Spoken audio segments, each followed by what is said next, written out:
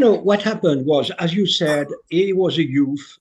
We didn't have the driving license, and he tried to flee the police when they tried to stop him, and he was killed by the policeman. Obviously, there is a problem. So the justice is investigating, but it has led to riots. In a sense, you remember what happened after the American police killed George Floyd 2 years ago. It led to widespread riots. And unfortunately, we may be in France in the same scenario. A young guy was killed by the police in a very controversial reasons. And you can have disadvantaged neighborhoods, in flames.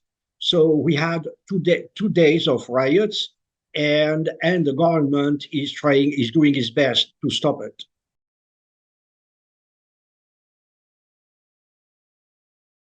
Well, everything will be decided by the judges. There, as I told you, there is an investigation.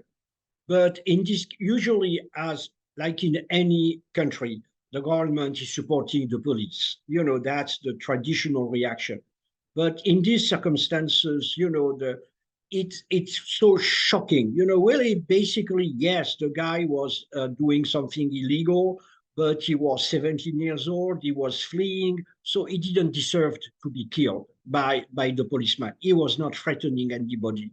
That's what we understand, and that's what the population, the people understand. So the president, but also the Minister of Interior, publicly said it's unacceptable, and justice will be rendered.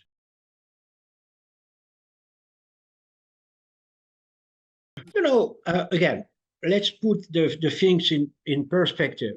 Every year in the US, 1,000 people are killed by the police. In France, it's 15 people a year.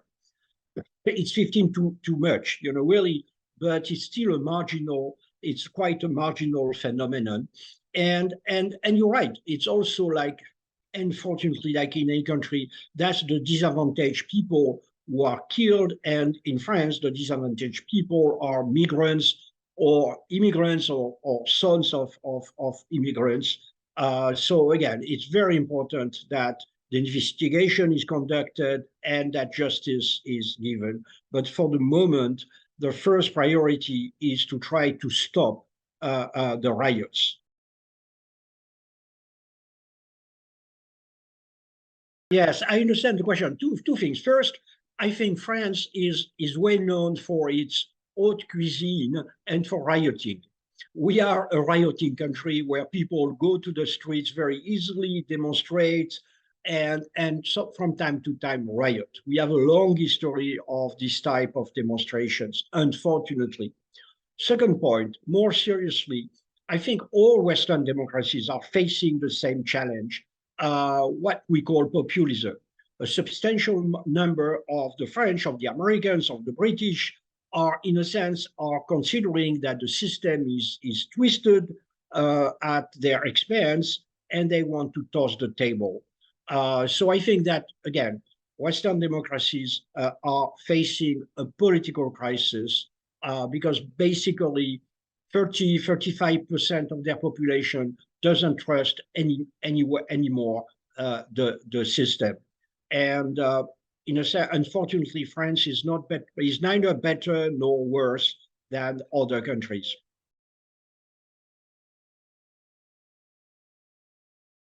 It's obviously I'm not going to tell that it helps Macron.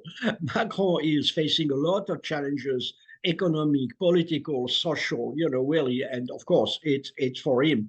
It's certainly a problem. But in France we are thinking more in terms. He has been re-elected last year, and it will be his last term. So everybody is already thinking in terms of the next presidential elections, and the problem, a lot of people are convinced that actually it helps the far right, because the far right now is fanning the flames, saying that the rioters are destroying everything. And so a lot of people believe that the next French president may be actually coming from the far right, and I think that's quite serious.